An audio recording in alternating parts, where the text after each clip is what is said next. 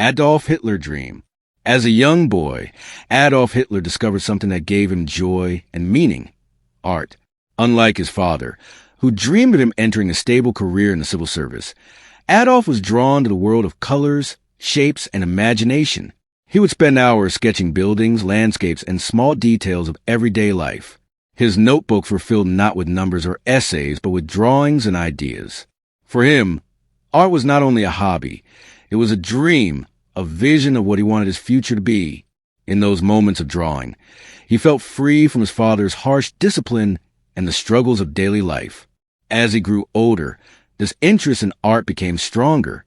He would wander through the streets, fascinated by the architecture of towns, churches, and government buildings. The sharp lines of rooftops, the elegance of arches, the strength of stone walls, these inspired him.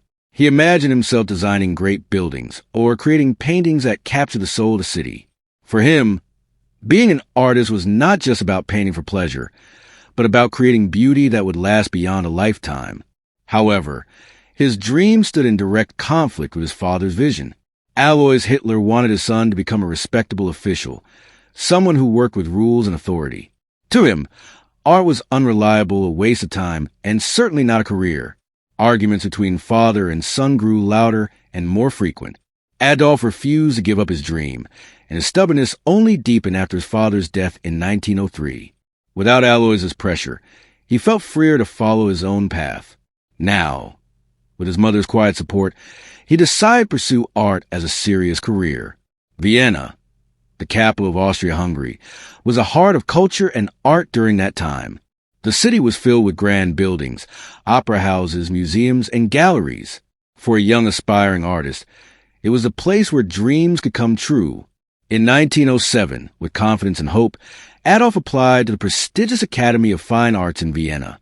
He believed that his drawings would impress the judges, and he saw himself living in the city as a student of art, surrounded by creativity and talent. But the outcome was devastating.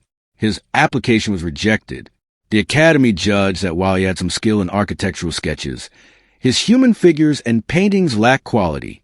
They told him he had talent in certain areas, but was not suitable for becoming a painter. The rejection came as a heavy blow. For years, Adolf had imagined himself as a great artist, and now the most respected institution in the city told him that his dream was out of reach. This rejection did not stop him immediately. Still filled with determination, he prepared himself once again, improving his drawings and practicing. He believed that perhaps the first rejection was simply bad luck. The following year, in 1908, he applied again. He carried his portfolio with more hope, certain that this time his work would prove him worthy of admission. But once again, he was rejected. The second rejection was even more painful than the first. It was not a matter of luck. It was a clear decision that the Academy did not see him as a future artist. For Adolf, this was more than disappointment. It was humiliation, a direct strike against his deepest passion. He could not accept that his dream was slipping away. He felt misunderstood and excluded from the world he admired. Vienna was filled with students who had been accepted, young artists who walked confidently through the city, while he wandered its streets with rejection weighing on his shoulders. He saw others living the life he wanted, and each day reminded him of his failure. After the second rejection, his life took a difficult turn. He had moved to Vienna with hopes of success, but without admission to the Academy, he was left without direction. His mother, Clara, had supported his dream, but she fell gravely ill and passed away in late 1907, leaving him alone. The pain of losing her combined with the rejection created a heavy emotional burden. Now, without his mother's encouragement and without the future he imagined, he faced poverty. He rented small rooms, often unable to pay, and at times slept in shelters. To earn a little money, he painted postcards and small artworks that he sold to tourists. It was a life far from the grand vision he once carried. Yet, even in this hardship, he held on to his identity as an artist. He continued to sketch and paint, though his audience was not the Academy or the elite, but ordinary people passing by. His rejection by the Academy left him bitter, convinced that he had been treated unfairly. Over time, he began to feel that the city itself had turned its back on him. Vienna, with its multicultural population and rich traditions, was a place where he struggled to find belonging. The pain of rejection slowly turned into resentment, and that resentment began to shape his worldview.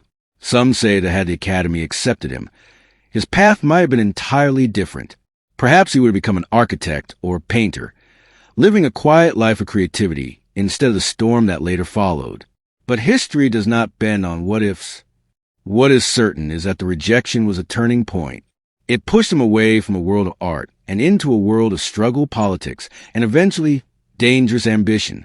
The dream of becoming an artist had defined his youth. It gave him purpose, a reason to endure his father's strictness and his family's difficulties. The rejections, however, crushed that dream. He carried the weight of failure deeply, and in his mind, it became more than just about art. It was about being denied recognition, being told he was not good enough. For a young man so full of pride and stubbornness, this wound never healed. As he wandered Vienna after his failures, he spent hours in libraries, reading books about history, politics, and philosophy. He listened to conversations in coffee houses, absorbing the debates of the time. Slowly, his passion for painting shifted into something else, a passion for ideas, identity, and power. The Academy had closed its doors to him, but the world of politics, fueled by anger and ambition, seemed to open before him. So when we say that Adolf Hitler wanted to become an artist, but was rejected twice by the Academy of Fine Arts in Vienna, it is not just a simple fact. It was the story of a dream built carefully in childhood, crushed by the judgment of others, and transformed into a bitterness that changed the direction of his life. Those rejections were not only personal failures. They were crossroads where one path closed and another, darker path began. His life as an artist ended before it truly began, and the world would later feel the consequences of a man who once wished only to paint but instead turned toward power. Rejection of Hitler. After the crushing rejection from the Academy of Fine Arts in Vienna, Adolf Hitler found himself in a position he had never truly imagined. A young man, without a degree, without a career, and without the family support he once depended on. His father had already passed away years earlier, and his mother, who had been his strongest source of comfort and encouragement, had also died in 1907. Left with little more than his ambition and his stubborn pride, he drifted into a life of poverty in the grand but unforgiving city of Vienna. At first, he still held on to belief that somehow he could build a future as an artist, even without the Academy. He continued painting watercolors and sketches, focusing mainly on buildings, landmarks, and cityscapes. His style was neat and accurate, though not particularly imaginative, which explained why the Academy considered him more suitable for architecture than for fine art. Still, tourists visiting Vienna often appreciated his work. He would spend hours standing near busy squares, studying the architecture, sketching churches, or copying the details of bridges and old houses. Later, he would sell these small paintings and postcards for just enough money to keep himself fed. But life in Vienna was expensive for a young man with no steady income. He rented small rooms when he could afford them, often dark and poorly furnished, and sometimes had to share with strangers. When money ran out, he slept in men's hostels, the kind of shelters that offer bed for the night, but little dignity. These places were filled with people struggling with unemployment, illness, or hopelessness, and Adolf found himself one of them. In these shelters, he lived side by side with men who had once held respectable jobs but had lost everything, and others who had never known stability at all.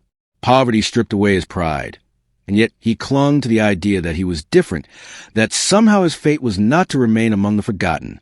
Selling paintings became his only way of survival. He often partnered with a friend who helped him sell his art to shops and tourists. The money was never much, barely enough for bread, coffee, and a roof over his head.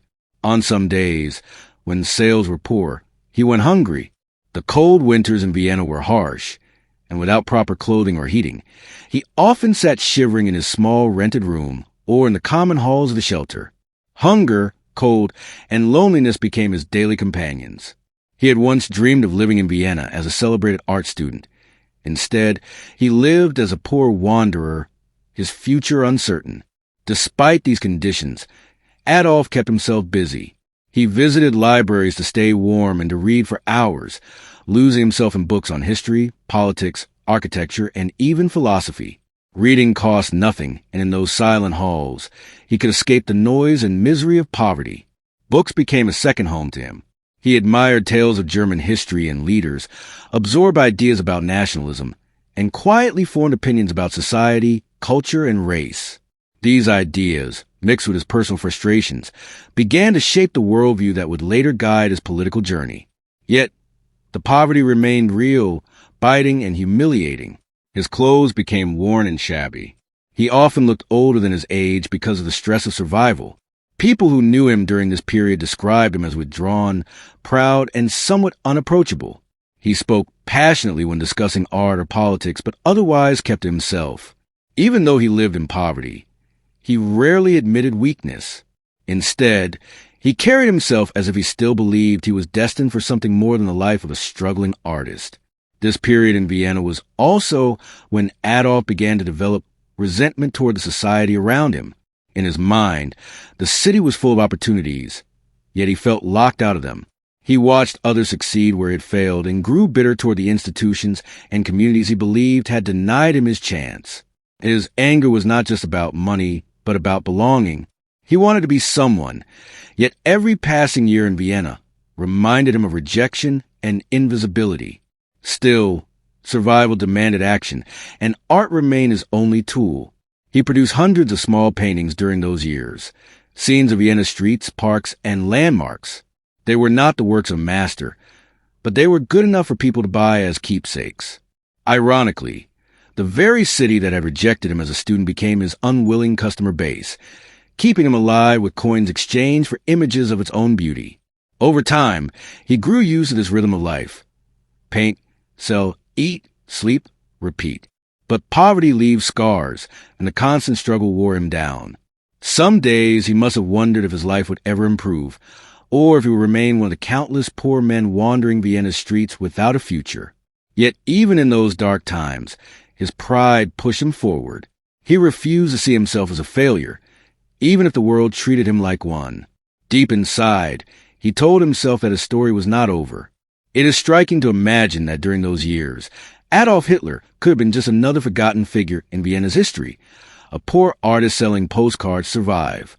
The thought that this same man would later rise to power and command a nation seems almost unbelievable when looking at his life in those years.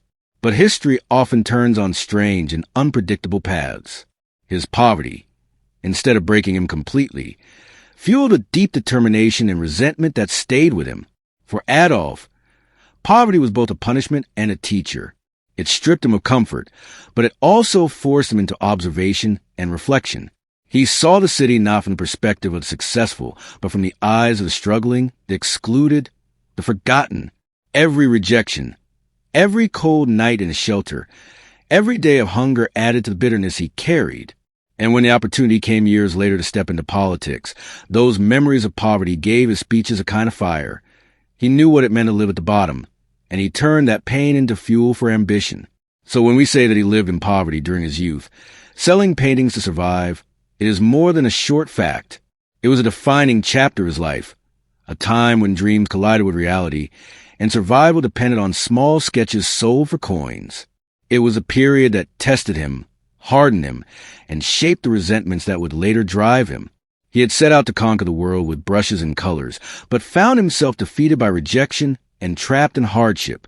Yet, instead of giving up completely, he endured, and in that endurance, his path slowly shifted from the canvas to the stage of politics, where the consequences of his survival would eventually reach far beyond Vienna.